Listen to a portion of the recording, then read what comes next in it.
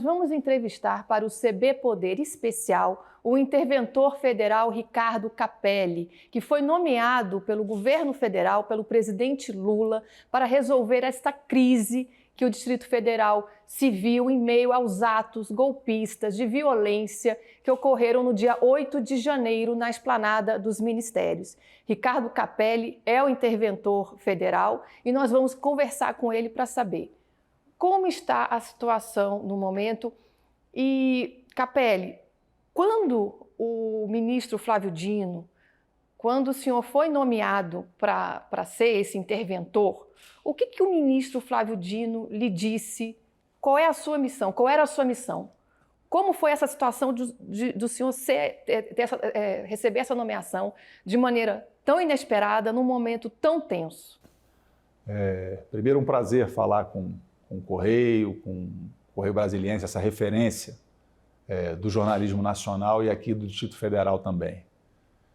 A situação está normalizada aqui no Distrito Federal, as pessoas podem ter a confiança de que o comando foi restabelecido, a situação está normalizada, nós temos plena confiança na Polícia Militar do Distrito Federal, plena confiança na Polícia Civil, no Corpo de Bombeiro, nas forças de segurança do Distrito Federal.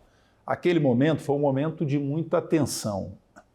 Então, a missão que eu recebi do ministro Flávio Dino e do presidente Lula foi uma missão direta de restabelecer o comando e das forças de segurança e que a gente pudesse encerrar rapidamente aqueles eventos lamentáveis que ocorreram na noite do dia 8, na tarde e noite do dia 8. E assim a gente fez, né? Assim que eu recebi a missão, eu reuni o comando das forças de segurança na Secretaria de Segurança. E qual foi a situação que o senhor encontrou naquele momento? Eu encontrei...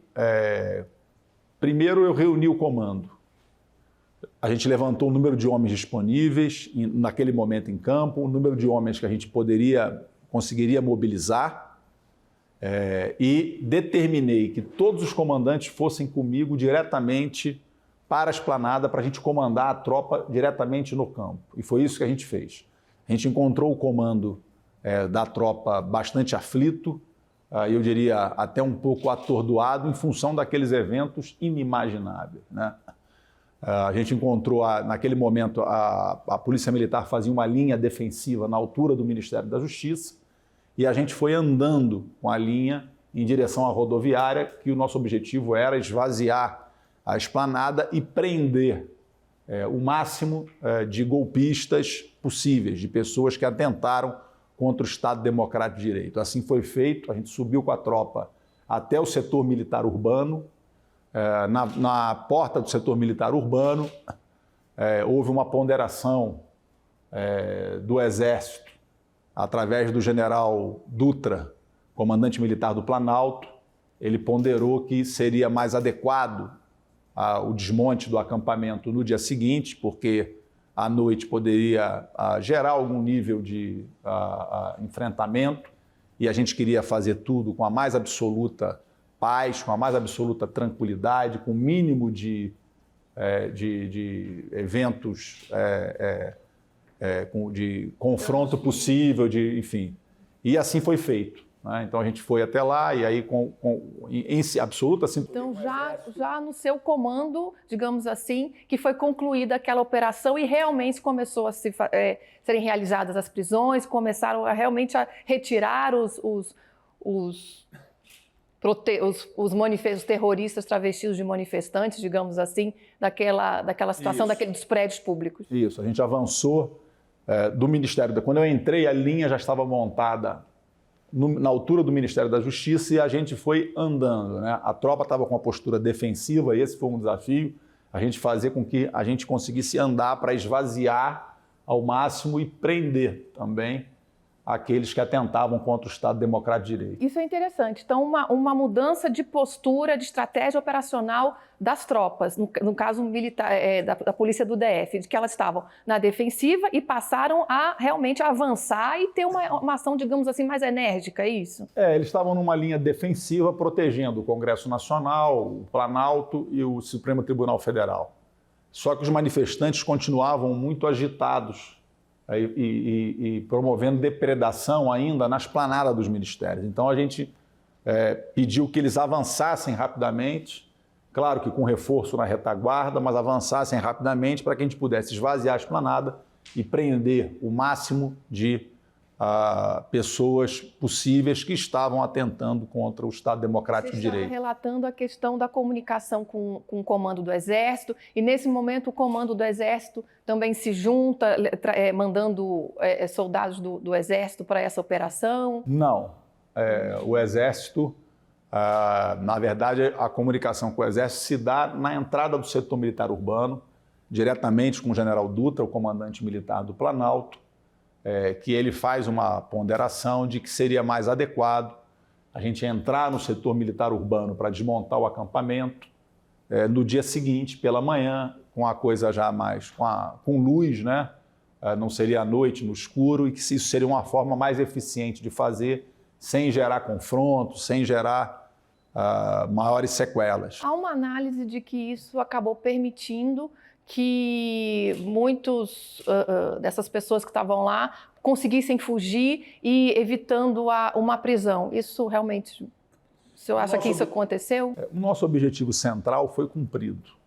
O objetivo central era desmontar o acampamento que funcionou, e as informações são objetivas. Aquele acampamento funcionou como uma incubadora de planos golpistas, de planos contra o Estado, de atentados contra o Estado Democrático de Direito. Então, desmontar aquele acampamento era o nosso objetivo central e a missão foi cumprida. O acampamento foi desmontado, foram todos encaminhados para a Polícia Federal, todos presos, identificados, e a prisão e a identificação, inclusive, está servindo de instrumento, está auxiliando na instrução dos outros inquéritos, porque a partir da identificação e da prisão, a gente também recolheu muitas informações que estão auxiliando nos demais inquéritos. O senhor acha que é possível antecipar o fim dessa intervenção? O senhor acha que o senhor tem que permanecer até o dia 31 de janeiro como previsto, ou que será necessário prorrogar, ou será possível até antecipar? Eu estou cumprindo uma missão que me foi dada pelo presidente da República, a princípio até o dia 31, e essa avaliação final cabe ao presidente da República. Eu estou para cumprir a missão que me foi dada pelo presidente Lula, pelo ministro Flávio Dino, e cabe a eles essa avaliação.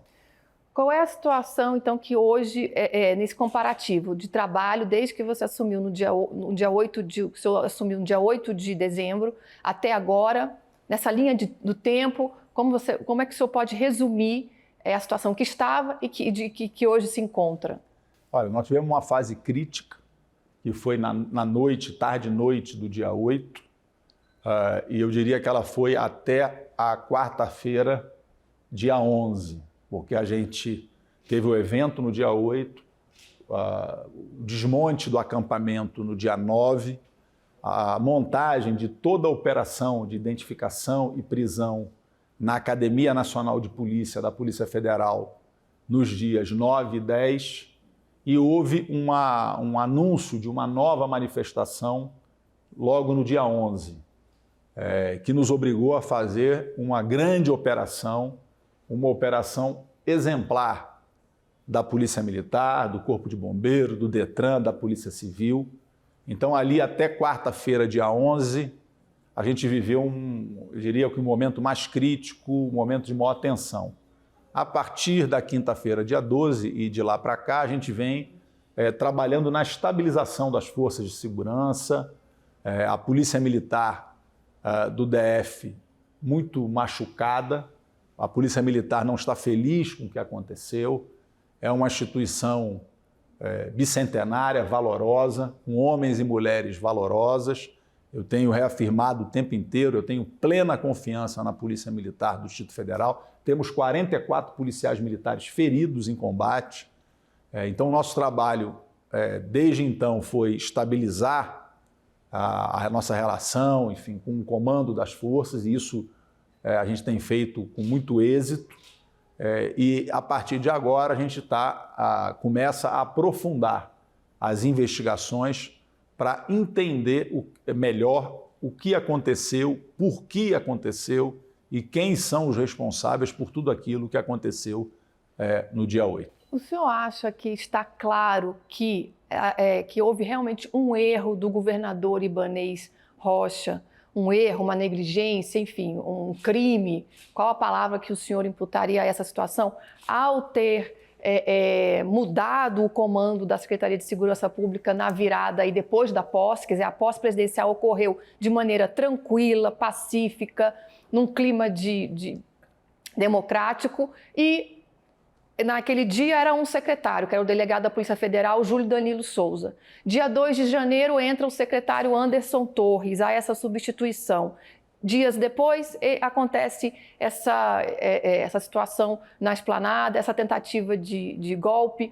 O senhor acha que a raiz do problema foi essa nomeação de Anderson Torres, que realmente Anderson Torres é o principal responsável por isso?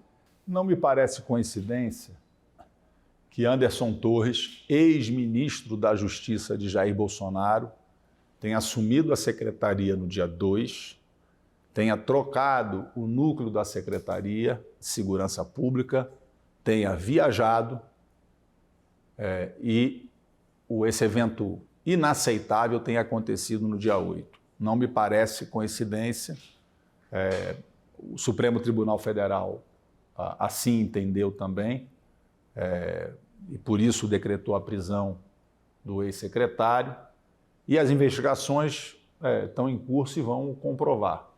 A minha hipótese, é uma hipótese, as investigações vão comprovar, que não se tratou de uma coincidência. Essa é a minha hipótese.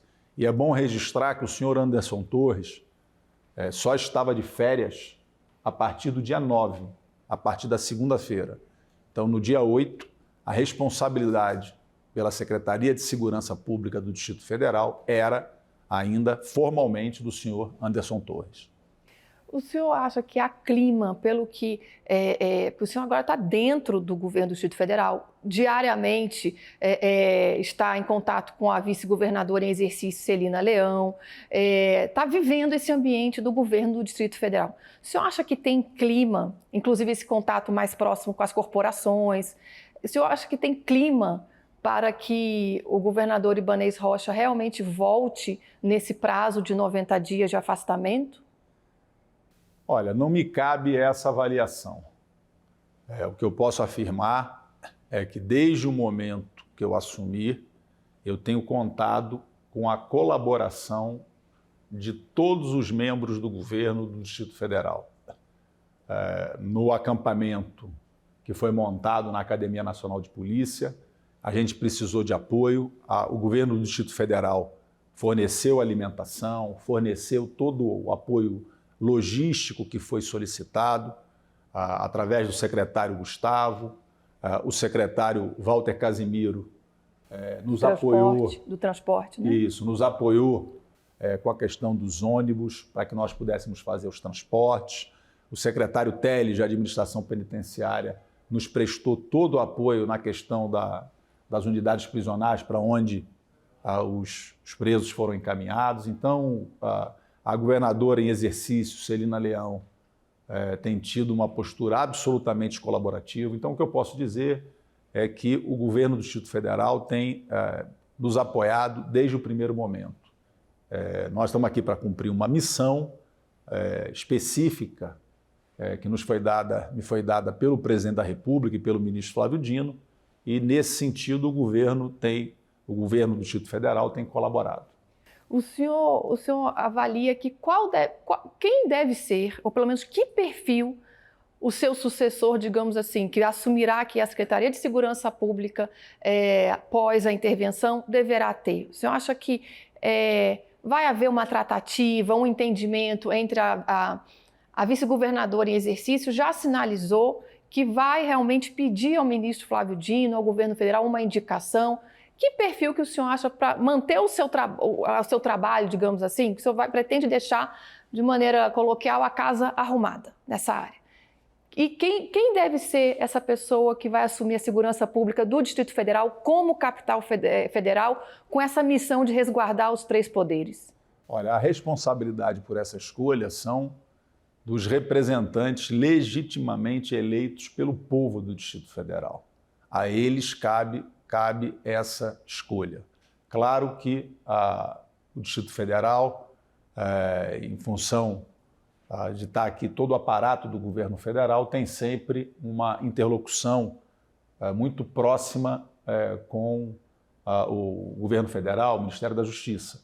Então, o que eu posso dizer é que o Ministério da Justiça estará pronto a colaborar, a manter a mais perfeita sintonia, colaboração, cooperação com quem os representantes legitimamente eleitos pelo povo do Distrito Federal decidirem que deve dar continuidade a esse trabalho. O senhor acha que deve ser novamente um outro delegado da Polícia Federal? O senhor acha que essa esfera tem condições, legitimidade para isso? Volto a dizer, essa é uma escolha que cabe aos representantes eleitos pelo povo do Distrito Federal. Não me cabe opinar sobre isso. O que eu posso afirmar é que, do ponto de vista do Ministério da Justiça, do governo federal, a gente quer estreitar cada vez mais o relacionamento, a cooperação interfederativa. Essa intervenção só houve porque aconteceu uma quebra de confiança na relação interfederativa.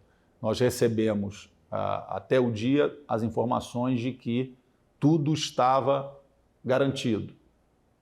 Houve uma insegurança, uma quebra de confiança, a intervenção foi feita, essa confiança está sendo restabelecida, o Ministério da Justiça voltará a ter o seu papel e a gente tem plena confiança que o governo do Distrito Federal, apoiado nas forças de segurança, poderá conduzir a segurança de maneira exitosa. As maiores, digamos assim, críticas e maiores responsabilizações se voltaram para a questão da Polícia Militar, da conduta da Polícia Militar neste dia. E a Polícia Civil? Ela, digamos assim, está isenta? Como é que o senhor avaliou, está sendo avaliada a questão da Polícia Civil? Porque toda instituição tem o seu setor de inteligência. A Polícia Civil do DF também tem o setor de inteligência. O que o senhor tem de informação sobre isso? O senhor acha que a Polícia Civil também teve alguma falha ou não? A responsabilidade pelo policiamento ostensivo é da Polícia Militar.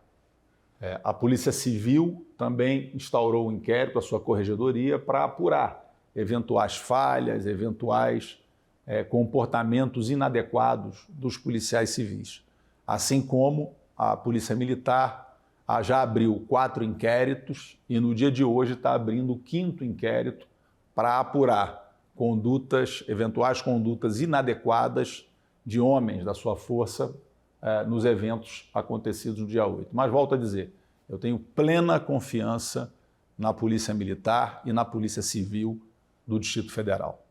Quais são os próximos, digamos assim, passos, etapas desse processo quer dizer, hoje houve uma prisão lá no Rio de Janeiro de mais um envolvido. Quais são agora as próximas, eu acho que seja os próximos acontecimentos desse caso? Olha, as investigações estão em curso e eu acredito que daqui para frente, num espaço curto de tempo, nós teremos uma sequência de ações, já dando consequência às investigações. Quem lidera esse processo é a Polícia Federal. A Polícia Federal fez a maior mobilização de peritos da sua história. Há uma força imensa da Polícia Federal dedicada a coletar provas, a levantar todos os indícios e eu tenho absoluta segurança de que nós vamos desmontar essa organização criminosa que tentou dar um golpe de Estado no Brasil.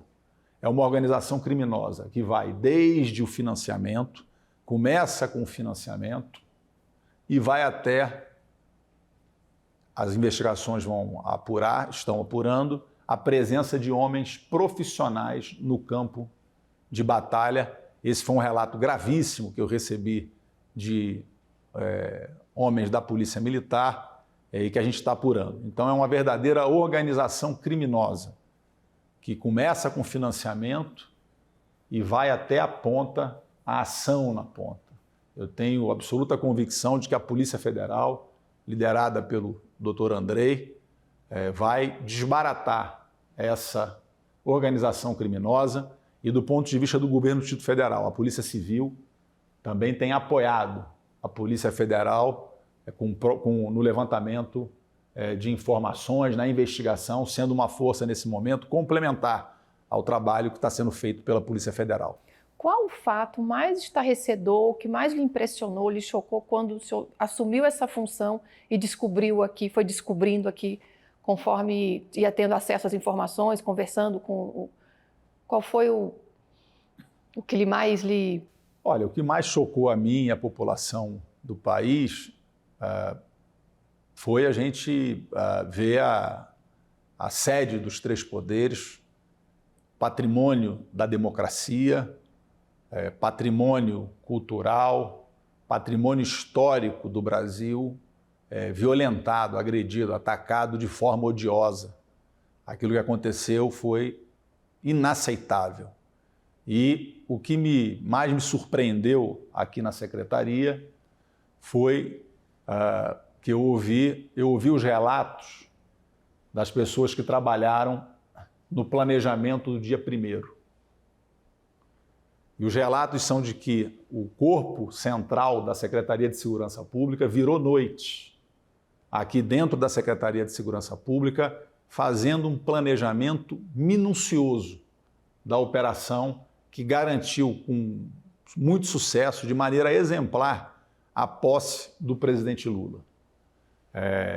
Uma posse também que era cercada de expectativa e com algum nível de tensão também. Então, me chamou a atenção isso, me surpreendeu isso. Então, para o dia 1º, uma dedicação exemplar, uma operação exitosa e que não houve nada semelhante para o dia 8. 7 dias depois, o comando da secretaria trocado, o secretário viajando e a coisa absolutamente tratada de forma, no mínimo, negligente. Capelli, a gente está aqui encerrando a entrevista, já agradecendo a sua participação, o seu tempo. E para encerrar, 2 coisas. A população de Brasília também se sentiu muito ferida, né? Porque os brasilienses, por essa depredação, por essa invasão que ocorreu na cidade, porque a capital da República ela tem que receber mesmo todos os brasileiros, ela foi feita para isso. Mas os brasilienses também ficaram feridos na alma de ver a sua cidade palco dessa situação. E os brasilienses estão assustados, achando que até a autonomia política do Distrito Federal está em risco de se perder o poder de voto, de escolha. O senhor acha que, apesar desse episódio, a autonomia política do DF será preservada? Eu sei que isso é um debate de Congresso, o senhor vai voltar a assumir a Secretaria Executiva do Ministério da Justiça, o principal assessor do ministro Flávio Dino. Qual é a sua avaliação sobre a autonomia política do Distrito Federal e também a questão da federalização das forças de segurança do DF, que já que o governo federal paga a folha salarial, se realmente cabe, então, ao governo federal puxar esse comando. O ministro Flávio Dino sinalizou que vai mandar para o Congresso um pacote de medidas e que, entre elas, estaria esse debate de que o comando das forças de segurança do DF passassem a ser do governo federal. Com relação à população de Brasília, eu queria tranquilizar a população. Eu também sou um pouco brasiliense, eu tenho uma filha de 12 anos nascida aqui em Brasília, que é brasiliense, então eu já Vivi aqui por 13 anos, então também sou apaixonado por essa cidade, pelo Distrito Federal. Então queria tranquilizar a população de Brasília de que a gente tem o total comando das forças de segurança e de que a situação está estabilizada. Com relação à questão da autonomia política federativa, até agora esse não é um debate posto. O debate que existe, a reflexão que está sendo feita nesse momento é sobre a necessidade de o governo federal possuir maior capacidade de intervenção em momentos críticos, porque o governo federal não possui uma tropa que possa ser acionada diretamente em momentos críticos. Então esse é um debate que está colocado. A forma que esse debate vai ganhar não está claro ainda. A gente está ouvindo diversas pessoas, o próprio ministro Flávio Dino está conduzindo isso com o presidente Lula, mas é muito provável que a tendência é que haja alguma evolução. A forma não está clara, mas ficou evidente a necessidade. Alguma mudança virá, né? Alguma mudança virá. Ficou evidente a necessidade de que o governo federal tenha a capacidade de comando, de intervir diretamente para garantir a segurança dos poderes constituídos aqui na capital. Muito obrigada, Ricardo Capello, pelas informações, pela entrevista. A gente encerra por aqui esse CB Poder Especial que entrevistou o interventor federal na segurança pública do Distrito Federal, Ricardo Capelli. Até a próxima e obrigada pela sua companhia.